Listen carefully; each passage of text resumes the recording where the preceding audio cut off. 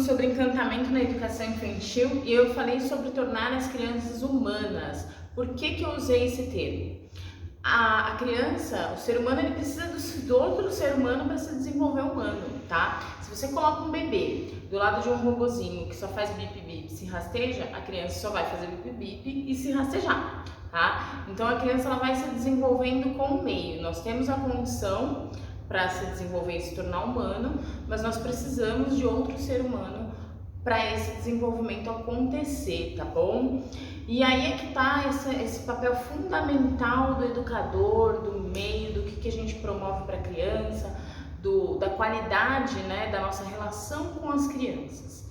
Então a criança ela vai se humanizando de acordo com as experiências que ela vai vivendo, tá? Então por isso que a gente fala de desde bebê ter esse respeito com a criança, de trabalhar com diálogo, de que bebê, ele é bebê, ele não é um objeto, então você não tem o direito de invadir o corpo do bebê assim, sem avisar, sem falar, sem conversar. Então toda vez que você vai chegar para trocar um bebê, toda vez que você vai limpar o nariz de um bebê, é você pedir licença, é você avisar, olha, vou limpar o seu nariz.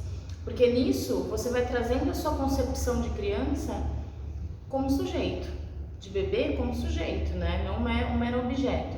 E essa reflexão eu sempre falo para os educadores, para a gente fazer o seguinte, essa reflexão.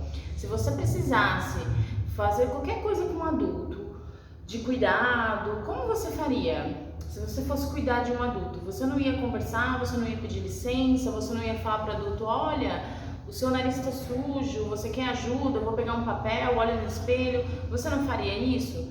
Então por que não fazer com a criança também? Então quando você começa a refletir, eu faria isso com um adulto? Não faria, então não faça com a criança. Qualquer que seja a sua ação, trabalhe com essa linha de pensamento, qualquer que seja a sua necessidade de trabalhar com a criança, pense sempre isso, não perde esse pensamento de foco, tá? Porque aí você está trabalhando de uma forma respeitosa com a criança. Então, essa humanização, tá, que eu falei, é referente a isso, é a gente trabalhar com a criança de uma maneira respeitosa.